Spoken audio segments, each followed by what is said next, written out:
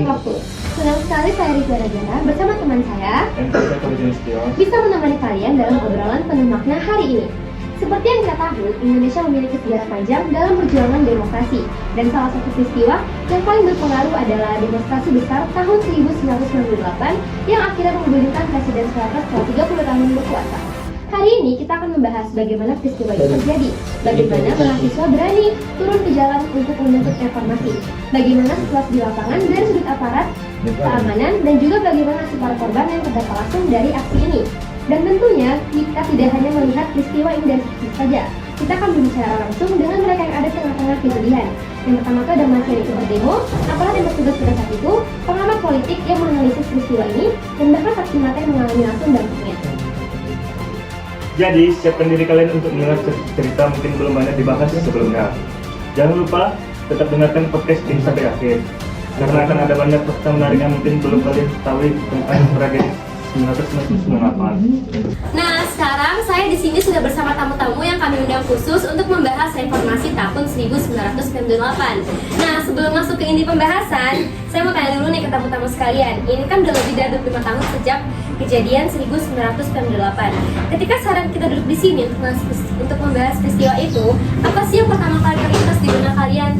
Saya mulai dulu dari mahasiswa ya, Mas Akbar. Silahkan pendapatnya gimana? Oke, pendapat saya sangat ingat sekali bagaimana peristiwa pada masa itu, di mana ribuan mahasiswa dari berbagai kampus penuh semangat dan penuh harapan, dan kami benar-benar merasa bahwa ini saatnya perubahan harus terjadi. Oke, saya juga mau dengar nih dari sisi aparat keamanan, Pak Farid sekalian. Kalau dari sisi kami, tentu saja yang terlintas adalah betapa sulitnya menjaga situasi agar tetap terkendali. Masa yang begitu banyak, tekanan dari berbagai pihak dan perintah yang harus dijalankan. Itu adalah monumen yang sangat menegangkan. Oke, kalau dari Mbak Novi sebagai saksi mata sekaligus korban dari kejadian tersebut, gimana nih pendapatnya? Bagi saya yang paling saya ingat adalah ketakutan. Saya bukan mahasiswa, bukan juga polisi. Saya cuma anak kecil yang pas di situ pas banget di situ ada kejadiannya. Bahkan saya tidak menyangka bahwa kejadian itu bikin berubah hidup saya. Oke, saya juga mau dengar nih dari Mbak Naila sebagai pengamat politik nih di sini saya undang. Gimana sih pendapat Mbak gitu soal telah meneliti kasus itu gitu? Dan bagi saya sebagai analisis gitu, ini tuh saya lihat itu nih sebagai titik balik sejarah Indonesia ya. Jadi sebuah gerakan rakyat yang akhirnya berhasil menggulingkan sebuah rezim yang sudah berkuasa tuh lebih dari 3 dekade gitu. Jadi, tapi pertanyaannya, apakah semua tuntutan reformasi benar-benar terwujud gitu? Oke, yang pertama kita mulai nih berbicara kepada Mas Akbar sebagai mahasiswa yang turun langsung ke jalan pada saat demonstrasi itu. Nah, bagaimana sih mahasiswa itu mulai bergerak melawan Orde Baru gitu? Jadi, mahasiswa pada tahun 1998 merupakan puncak dari ketidakpuasan untuk yang telah lama terakumulasi terhadap pemerintahan Orde Baru, seperti korupsi, kolusi, nepotisme semakin merajalela. Sementara itu, rakyat semakin terhimpit akibat krisis ekonomi pada tahun 1997, di mana kampus menjadi pusat diskusi dan pergerakan. Jadi, aksi-aksi kecil mulai muncul di berbagai kota, hingga akhirnya memuncak pada demonstrasi besar-besaran di kota Jakarta dan di depan gedung DPR atau MPR. Tadi Mas Akbar menyebutkan bahwa korupsi, kolusi, dan nepotisme semakin merajalela, serta krisis ekonomi menjadi pemicu utama. Tapi apakah ada faktor lain yang membuat mahasiswa semakin berani turun ke jalan? Oke, selain faktor ekonomi, represi politik yang semakin kuat juga menjadi pemicu. Kebebasan berbicara sangat dibatasi, aktivis-aktivis kritis sering ditangkap atau diintimidasi, dan media dikontrol ketat oleh pemerintah. Jadi ini semakin memperkuat tekad mahasiswa untuk menuntut perubahan. Dari yang Mas Akbar sampaikan tadi, tampaknya ada solidaritas yang sangat kuat ya di antara mahasiswa. Gimana sih cara mereka mengorganisir genap gerakan ini di tengah tekanan pemerintah? Oke, jadi kami menggunakan komunikasi dilakukan secara diam-diam melalui diskusi di kampus hingga jaringan antar universitas. Jadi teknologi saat itu belum canggih di masa sekarang. Jadi kami mengendalikan rapat-rapat dan pertemuan rahasia dan jaringan antar aktivis untuk mengordinasikan aksi besar. Kan gerakan ini kan akhirnya memuncak tuh kan pada demonstrasi besar-besaran di Jakarta. Apa sih yang menyebabkan demonstrasi ini berkembang menjadi aksi sebesar itu gitu? Jadi Sebesar itu. penyebabnya itu adalah pemicu pada tanggal 12 Mei tahun 1998, di mana 4 mahasiswa Universitas Trisakti ditembak mati oleh aparat. Peristiwa itu memicu kemarahan yang lebih luas, tidak hanya di kalangan mahasiswa, tetapi juga di kalangan masyarakat umum. Jadi ribuan mahasiswa dari berbagai daerah mulai bergerak dan menuju Jakarta untuk menuntut reformasi total. Oke, kita sudah mendengar nih dari sudut pandang Mas Akbar sebagai mahasiswa yang turun langsung nih ke jalan. Sekarang kita dengerin deh ya, coba kayak dari sudut pandang aparat keamanan. Di sini saya mengundang Pak Farid sebagai aparat keamanan yang langsung menghadapi kejadian pada saat itu. Nah, menurut Bapak tuh gimana sih sistem pengamanan di gedung DPR pada saat demonstrasi besar itu? Saat itu pengamanan di gedung DPR dilakukan oleh gabungan aparat kepolisian dan militer. Kami ditugaskan untuk menjaga stabilitas keamanan agar demonstrasi tidak berujung pada kekacauan besar. Mahasiswa yang sudah menduduki gedung DPR dalam jumlah ribuan membuat situasi semakin tegang. Oleh karena itu, kami diperintahkan untuk mengamankan titik-titik strategis seperti gerbang utama, area dalam gedung, dan jalur keluar masuk kompleks DPR. Saya mendengar bahwa sempat terjadi negosiasi antara mahasiswa dan pihak kepolisian yang akhirnya membuat mahasiswa memutuskan untuk mundur. Bisa dijelaskan bagaimana kesepakatan itu terjadi? Benar. Setelah mahasiswa menduduki gedung DPR, pimpinan kami bersama sejumlah rakyat, negara, dan perwakilan mahasiswa mengadakan negosiasi. Intinya mahasiswa menuntut agar Soeharto segera mundur, serta adanya jaminan bahwa reformasi politik akan dilakukan. Dalam negosiasi itu, ada kesempatan bahwa mahasiswa akan mundur secara bertahap, dengan catatan bahwa aparat tidak akan melakukan tindak represif. Kami dari kepolisian juga menginstruksikan untuk menjaga ketertiban dan menghindari kebentrokan. Awalnya mahasiswa memang sudah mulai mundur sesuai kesepakatan, namun situasi berubah secara drastis setelah insiden penembakan terjadi. Nah, setelah mahasiswa mulai mundur secara bertahap, kan terjadi kan tadi Bapak bilang suara ledakan dan tembakan yang menyebabkan situasi itu menjadi ricuh kembali. Bisa dijelaskan nggak sih apa yang sebenarnya terjadi gitu? Kok bisa ada suara tembakan sama ledakan yang bikin mahasiswa itu ricuh gitu? Ya, ini adalah titik krisis, kemudian menimbulkan banyak spekulasi. Yang bisa saya jelaskan, berdasarkan laporan resmi adalah bahwa pada saat itu mahasiswa mulai mundur, memang terdengar suara tembakan. Terkait siapa pertama kali penembakan peluru, ada berbagai versi yang berkembang dalam evaluasi internal kepolisian. Tembakan itu diduga berasal dari pihak yang belum teridentifikasi secara pasti, tetapi ada kemungkinan besar bahwa itu berasal dari oknum di dalam aparat keamanan sendiri. Namun, ada juga dugaan bahwa ada pihak ketiga atau provokator yang memanfaatkan situasi untuk memicu kekacauan. Pasca kejadian itu, ada penyelidikan yang dilakukan oleh secara internal oleh kepolisian dan juga oleh Komnas HAM. Hasil penyelidikan menunjukkan bahwa memang ada penggunaan kekuatan berlebih oleh aparat keamanan dalam menangani demonstrasi ini. Namun hingga hari ini masih banyak pertanyaan yang belum sepenuhnya terjawab mengenai siapa yang memberikan perintah penembakan dan siapa pelaku sebenarnya. Jadi setelah kejadian penembakan itu, apakah ada rapat atau penyelidikan langsung untuk mengusut siapa yang bertanggung jawab? Tentu ada. Setelah kejadian, ada investigasi dari pihak kepolisian sendiri. juga dari TNI dan Komnas HAM turun tangan dalam mengusut kasus ini. Beberapa oknum aparat yang diduga bertindak di luar prosedur sempat diperiksa, tetapi hingga saat ini belum ada keputusan tegas mengenai siapa yang benar-benar bertanggung jawab atas tembakan tersebut. Peristiwa ini menjadi catatan kelam dalam sejarah keamanan Indonesia. Sebagai aparat yang bertugas saat ini, kami juga menghadapi dilema besar.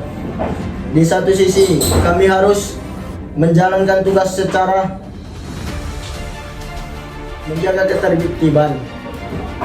Tetapi di sisi lain, kami juga tidak ingin ada korban jiwa. Sedangkan pada saat itu situasi sangat sulit dikendalikan dan akhirnya terjadi insiden yang merenggut banyak nyawa dan menimbulkan luka bagi banyak orang. Nah, kita sudah mendengar nih dari sudut pandang aparat kepolisian. Sekarang saya pengen mendengar langsung dari saksi sekaligus korban, yaitu Mbak Novi, seorang warga biasa yang menjadi saksi mata sekaligus korban dari kejadian ini. Bisa diceritain nggak sih Mbak, gimana kronologi hingga Anda menjadi korban dalam peristiwa ini? Saat itu saya hanya seorang pedagang kaki lima yang sedang berjualan di daerah kawasan Silpi, tidak terlalu jauh dari gedung DPR. Pada saat itu saya jualan, banyak mahasiswa yang lewat di sekitar tempat saya berjualan. Awalnya saya tidak terlalu peduli karena saya hanya mencari nafkah seperti biasanya. Tetapi suasana semakin menegang. Banyak aparat kepolisian dan tentara pun mulai berdatangan. Saya sempat melihat mahasiswa dan aparat bernegosiasi.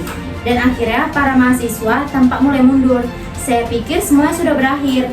Tetapi tiba-tiba terdengar suara tembakan dan ledakan. Orang-orang di sekitar itu panik dong dan mulai berlarian ke segala arah. Saya pun ikut berusaha untuk melindungi diri saya sendiri. Tiba-tiba saat itulah badan saya merasakan sesuatu mengenai tubuh saya, seperti terbentur keras. Ternyata saya terkena tembakan peluru karet dan tubuh saya langsung roboh jatuh ke tanah. Saat kejadian itu berlangsung, apakah ada warga lain yang juga menjadi korban? Ya, saya melihat beberapa orang yang bukan mahasiswa juga terkena dampaknya. Seperti tukang ojek yang jatuh dari motor karena kaget dengan suara ledakan, dan ibu-ibu yang pingsan karena gas air mata, dan ada juga yang dagangannya hancur karena berlarian. Situasi saat itu benar-benar kacau. Setelah kejadian itu, apakah Mbak Novi mendapat bantuan atau kompensasi dari pemerintah? Sama sekali tidak. Saya bahkan harus membayar biaya pengobatan saya sendiri. Tidak ada yang datang untuk membantu atau sekedar menanyakan kondisi saya saat itu. Saya hanya bisa berobat di klinik kecil dengan biaya seadanya. Bagi kami, rakyat kecil, ini hanya menambah beban hidup.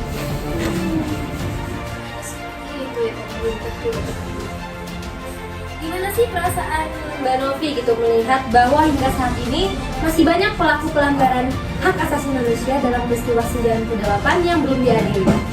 Jujur saya merasa sangat kecewa. Banyak orang yang kehilangan nyawa atau mengalami luka permanen dalam kejadian ini. Tetapi kejadian ini seakan-akan tidak benar-benar datang. Sampai sekarang saya masih bertanya-tanya, siapa yang harus bertanggung jawab?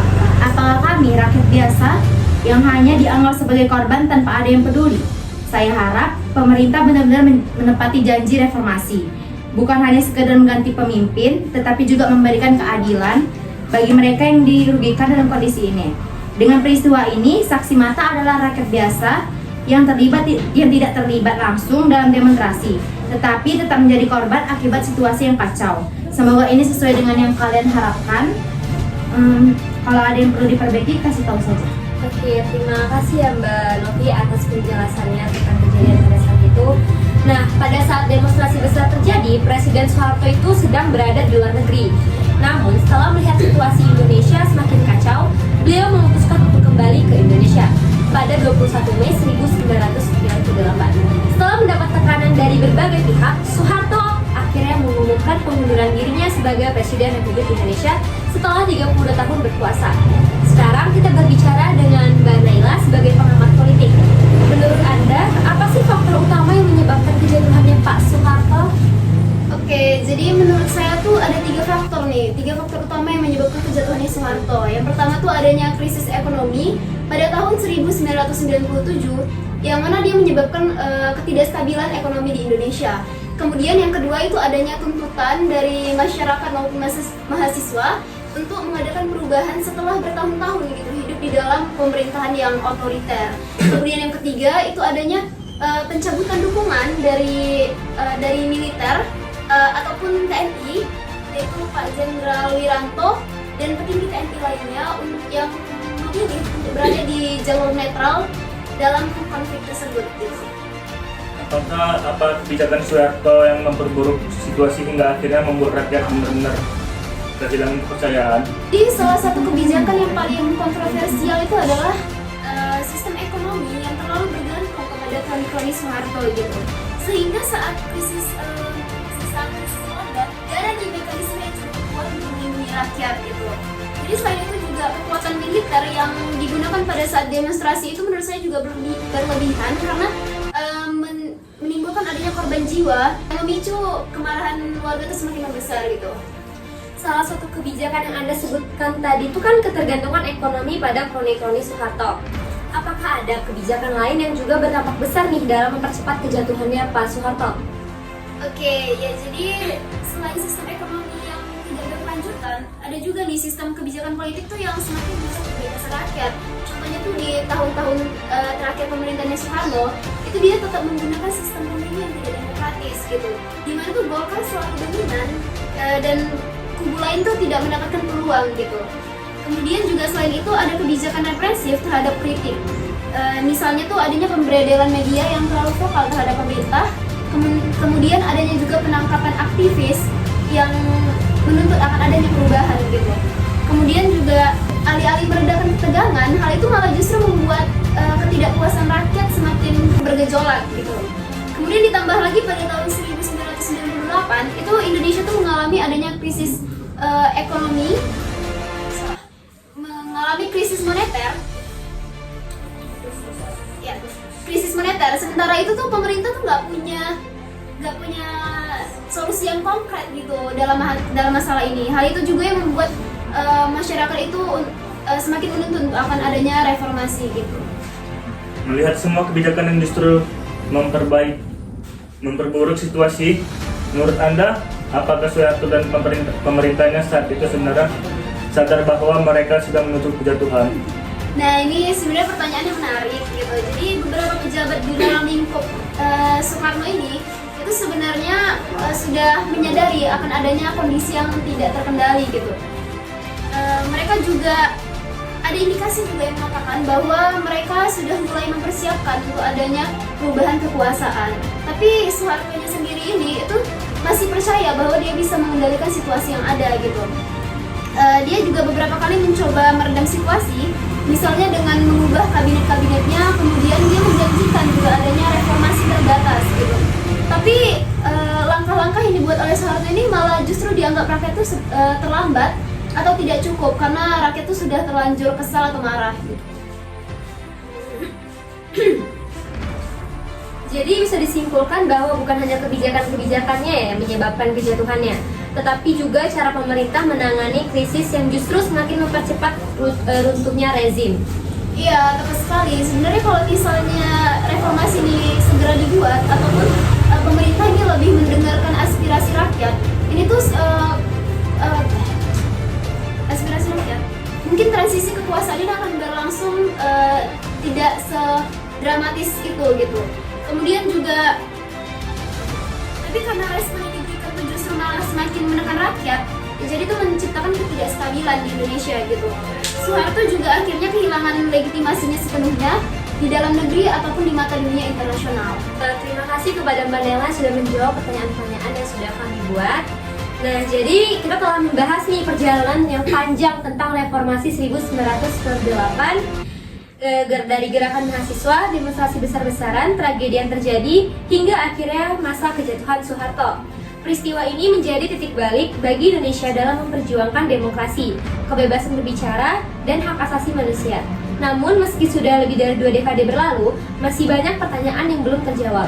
Keadilan bagi korban tragedi 1998 masih menjadi PR besar, dan perjuangan untuk pemerintahan yang bersih serta transparan terus berlanjut hingga hari ini. Sejarah bukan hanya tentang masa lalu, tetapi juga pelajaran bagi masa depan. Reformasi bukan hanya sekadar peristiwa, tetapi semangat yang harus terus dijaga. Karena demokrasi bukan hadiah, melainkan hasil dari perjuangan bersama. Terima kasih telah mendengarkan podcast Reformasi 1998 dari demokrasi hingga kejatuhan Soeharto. Saya Riviana Zahra dan teman saya Embasya Hafiz Nasution. pamit undur diri. Terima kasih sudah mendengar podcast kami. Mohon maaf jika ada kesalahan kata, karena kami hanya manusia biasa. Sampai jumpa.